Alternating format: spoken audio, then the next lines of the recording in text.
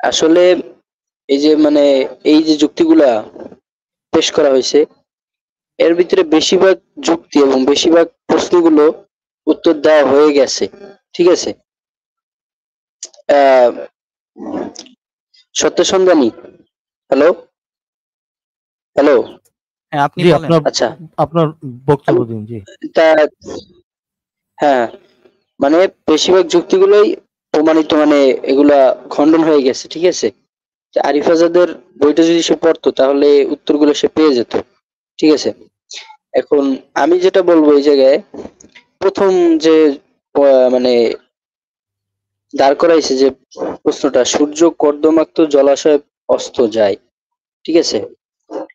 মানে সাধারণত যদি বিজ্ঞান, বিজ্ঞান তো বিবর্তনশীল। ঠিক আছে না?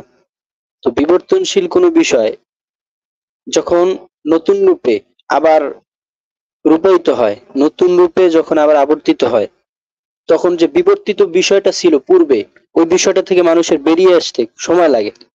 ঠিক আছে?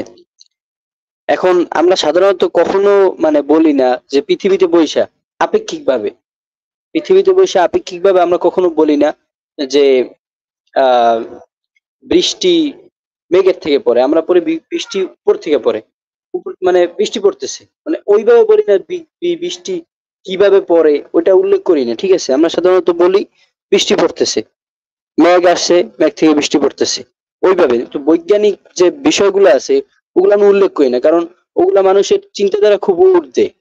বৈজ্ঞানিক বিষয়গুলো মানে ভাবনা, চিন্তা ভাবনা, মানে মানুষের চিন্তা ভাবনা থেকে খুব ঊর্ধ্বে। মানুষের চিন্তা ভাবনা থেকে ঊর্ধ্বে থাকার কারণে সহজ ভাষায়, সহজভাবে আমরা যে কোনো বিষয় উল্লেখ করি, মানে যাতে মানুষ বুঝতে পারে, সাধারণ মানুষ বুঝতে পারে। এখন সাধারণত যদি আমি আমার পরিবারের কেউকে বলি, ঠিক আছে, যে পৃথিবী ঘুরে ঘুরে পৃথিবীর সামনে ঘুরে ঘুরে আমাদের অঞ্চলটা সূর্যের সামনে গেছে, তারপর সূর্যের আলোটা পড়ছে, অথবা পৃথিবী ঘুরে ঘুরে চলে যাইতেছে সূর্যের সামনে সামনে থেকে, তারপর সূর্যের আলোটা আমাদের অঞ্চল থেকে সরে যাইতেছে, এইভাবে আমরা বলি না। তা আমরা বলি সূর্য অস্ত যাইতেছে। ঠিক আছে? যদি এই যে আপনি যে যুক্তিটা উল্লেখ করছেন, এটা হলো ষোলপাড়া থেকে বাদশাহ জুলকারনাইনের ঘটনা। বাদশাহ জুলকারনাইন, আচ্ছা, আরেকটা কথা বলি। এই মোটামোটা এই মানে আহ বেবি ড্রাগন ভাই, হ্যালো, বলেন। সে যে মানে 20টা মানে যুক্তি উত্থাপন করছে, এগুলো যদি আমি দেওয়া শুরু করি এক এক করে, আমার তো 15 মিনিটে তো হবে না। আপনি সমস্যা নেই। আহ, আপনি বলতে থাকেন, আপনি বলতে থাকেন। প্রয়োজনে আমি আপনার জন্য 15 আমি মিনিট কল ব্যাক যতটুকু করব। পারি বলবো, এখন বলবো, পরবর্তীতে আবার সময় পেলে আমি এক এক করে বলবো, কিন্তু একসাথে বলা ঠিক বলা যাবে না। যদি বুঝাইতে হয় তাহলে আলাদা আলাদা বুঝাতে হবে। ঠিক আছে? আমি যতটুকু পারি এটা বলি। তো বাদশাহ জুলকারনাইন যে অঞ্চলে গিয়েছিল, ওই অঞ্চলে মানুষ খুবই অত্যাচারিত ছিল, মানুষকে একরকম প্রাণী অত্যাচার করতো। তো তখন যে প্রাণীটা অত্যাচার করতো, মানে যে জায়গায় ছিল তারা, ওই জায়গায় সূর্যের খুবই তাপ তাপ ছিল, অর্থাৎ পৃথিবীর মানে ওই জায়গাটা মূলত সূর্যের তাপ থাকার কারণ কি, দেখবেন সমুদ্রের পাশে যারা থাকে তাদের উপর সূর্যের তাপটা বেশি পড়ে। মূলত তারা ছিল সমুদ্রের পাশে, মানে পৃথিবীর একটা প্রান্তে ছিল। আর পৃথিবীর প্রান্ত আমরা বুঝি সমুদ্রেই থাকা সম্ভব, কারণ সমুদ্রই পৃথিবীর প্রান্ত। ঠিক আছে? আর পৃথিবীটাই তো মানে একটা সমুদ্র, মানে পানিতে পানি। ঠিক আছে? তো ওই যখন মানে বাদশাহ জুলকারনাইন দেখলো, আল্লাহ তাআলা বলে নাই যে আমি দেখলাম, বাদশাহ জুলকারনাইন দেখলো। আপনি আয়াত চেক করেন যে বলা হয়েছে কলু ইয়া যাল কারনাইন ইন্না জুজা মুফসিদুনা ফিল আরদি। ঠিক আছে? মানে আমাদের জমির উপর অত্যাচার করে, ফাসাদ সৃষ্টি করে। তখন জুলকারনাইন যখন ওই এলাকায় পৌঁছতো, আল্লাহ তাআলা বলতেছেন সূর্য মানে কর্দমায় জলাশয় ডুবে যাচ্ছে। মানে যদি আমরা কুয়াকাটা অথবা কক্সবাজার যান, তাহলে দেখবেন সূর্যটা লাল রক্তিম বর্ণ ধারণ করে, রক্তিম বর্ণ ধারণ করার পর যখন পানির কাছে আসে, দেখবেন পানিগুলো কালো দেখা যায়। ঠিক আছে? পানিগুলো খুবই কালো দেখা যায়। কারণ কালো দেখার কারণ হলো সূর্যটা ওখানে মানে বাতিস্বরূপ থাকে, যার কারণে ওই নিচে পানি থাকার কারণে কালো কালো দেখা যায়।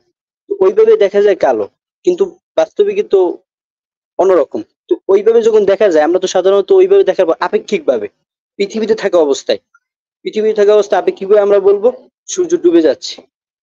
আর এই যে বৈজ্ঞানিক আবিষ্কারটা যে সূর্য মূলত পৃথিবীর বাইরে, সূর্য এটা তো মানে আদিকালে, যে আদিকালে যে মানুষ যারা, তারা এইভাবে ব্যবহার করতো না যে সূর্য মানে ঘুরতেছে, ঘুরে ঘুরে পৃথিবীর সামনে আসছে, বা পৃথিবী ঘুরে ঘুরে সূর্যের সামনে গেছে, এরপর সূর্যের আলোটা আমাদের অঞ্চলের উপর পড়ছে। ওইভাবে কেউই বলতো না। সাধারণত আমরা এখনো বলি, এখন আমরা বলবো না কখনো যে সূর্য ঘুরে পৃথিবী আমাদের অঞ্চলটা ঘুরে ঘুরে সূর্যের সামনে গেছে, অথবা সূর্য সূর্যের সামনে থেকে আমাদের অঞ্চলটা ঘুরে ঘুরে অন্য পাশে গেছে, তারপর সূর্যের আলোটা আমাদের অঞ্চল থেকে সরে গেছে। এভাবে আমরা কখনো বলবো না, কখনো, এখনো আপনিও বলবেন না। তো বৈজ্ঞানিক বৈজ্ঞানিক ধারা সব জায়গায় আপনি ব্যবহার করতে পারবেন না। সাধারণ যে ঘটনা, এই জায়গায় জুলকারনাইনের একটা ঘটনা বর্ণনা করা হচ্ছে। আর এটা আমরা মনে রাখতে হবে, কোরআনকে বৈজ্ঞানিক ভাবে রিসার্চ করার কোনো বই না এটা, ঠিক আছে? কোরআনটা হলো হুদাল্লিল মুত্তাকিন, মুত্তাকিনদের জন্য হেদায়েত। মুত্তাকি আল ইত্তিক, অর্থাৎ তাকুন মাদ্দা।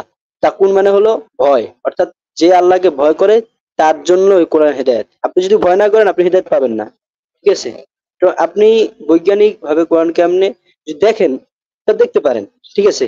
আর কিছু কিছু বিষয় আপনি বেরও করতে পারবেন, কিন্তু মানে বিজ্ঞানটাকে দেখেন, মানুষের বুদ্ধি, মানুষের মন আপেক্ষিক।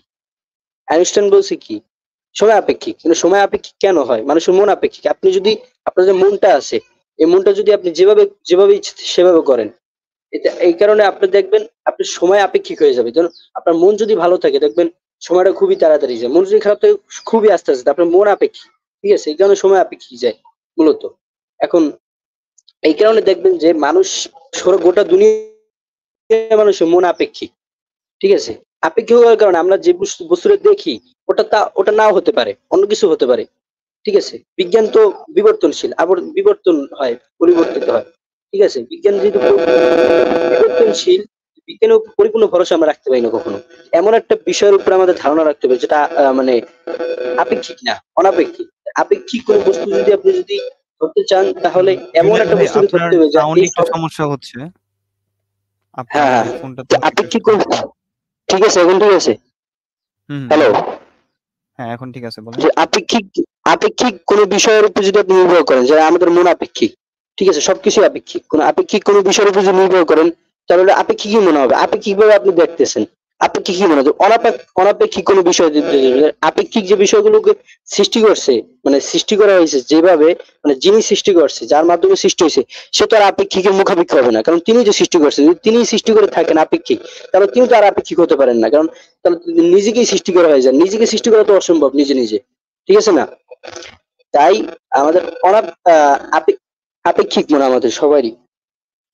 তাই আপেক্ষিক মন থেকে আমরা অনেক কিছু চিন্তা করতে পারি, কিন্তু বাস্তবে ওটা নাও হতে পারে। তো এই পৃথিবীর বিষয়টা এরকম, আমরা ওইভাবে দেখি কিন্তু বাস্তবে এরকম না।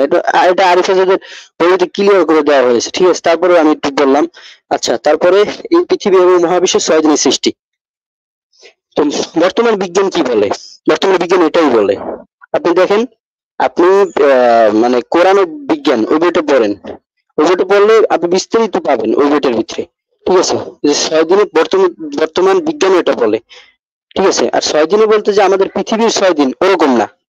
বিগ ব্যাং শুরু হওয়ার পর থেকে যেহেতু আমাদের কোনো মন ছিল না ওই সময়, আর বস্তুর বস্তুর আচরণ ভিন্ন, বস্তু হিসেবে মানে সময় আপেক্ষিক, যেহেতু কি বস্তু সময় যেহেতু আপেক্ষিক, তাহলে সময় আপেক্ষিক সব জায়গায়। তো এমন একটা বিষয় দরকার, এমন একটা মানে বস্তু দরকার যে বস্তুর আপেক্ষিক না, আপেক্ষিক না এমন বস্তুর হিসেবে সময় 6 দিন। যদি অনাপেক্ষিক মানে 6 দিনে যদি আপনি যদি আসমান জমি সৃষ্টি করার কথা বলেন, তাহলে আসমান জমি তো অনেকগুলো হতে পারে, ঠিক আছে না? 6 দিনে 7টা বলা হয়েছে, তাহলে মানে 6 দিনে যেহেতু বলা হয়েছে মানে আপেক্ষিক,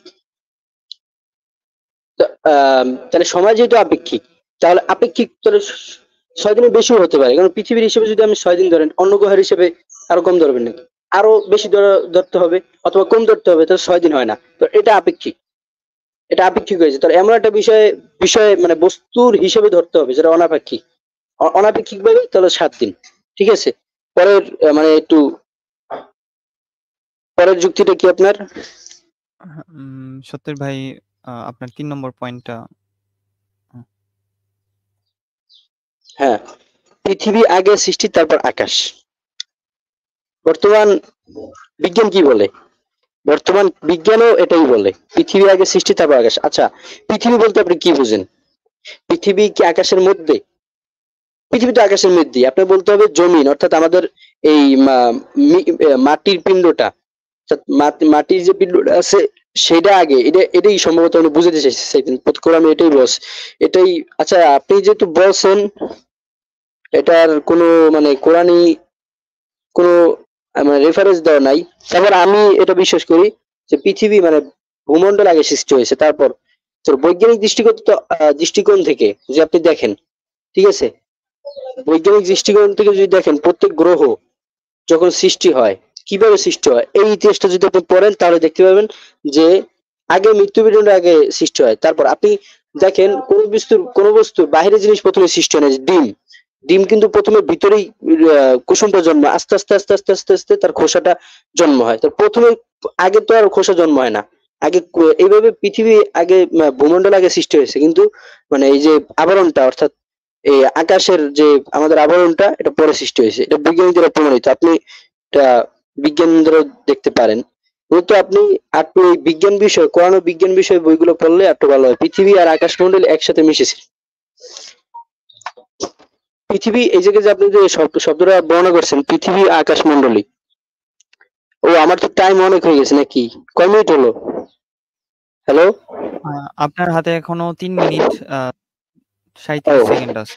আপনি উপরে পৃথিবী কমিয়ে দিতে পারেন। আকাশমণ্ডলী এই জায়গায় মূলত সেটা ভুল করছে। মূলত এই জায়গায় কোরআনের বলা আছে জমিন, আর্থ, পৃথিবী বলা নাই, আর দুনিয়া বলা নাই। ঠিক আছে, এই আর্থ বলার দ্বারা আপনি দুনিয়াকে উদ্দেশ্য করতে পারবেন না। এই জায়গায় আর্থ দ্বারা যত মৃত্যুপিণ্ড অর্থাৎ যত বস্তু সামগ্রী আছে এবং বস্তু সামগ্রীর থেকে আলাদা হওয়ার যে একটা মানে মানে কি কয় একটা ডিফারেন্স আছে এবং যেটাকে বলে স্পেস, ফাঁক আছে, এগুলোকে বলা হয়েছে। ঠিক আছে, আকাশ বলতে কি বোঝেন? ওয়াসসামা বানাইনাহা বিআইদি ওয়া ইন্না লামুসিউন। ওই যে মানে এটা আগের আয়াত, আলাম তারা ইল্লাযীনা কাফারু ইলা সামাই কানাতা রাতকান ফাফাতাকনাহুমা। কানাতা রাতকান উভয়টা মিলিত ছিল, ফাফাতাকনাহুমা উভয়টাকে আমি খুলে দিলাম, উভয়টাকে আমি খুলে দিলাম। অর্থাৎ আপনি ওই যে পরবর্তী তারা একটা প্রশ্ন করছে যে আচ্ছা, জুনায়েদ ভাইয়ের মনে হয় কথা শোনা যাচ্ছে না।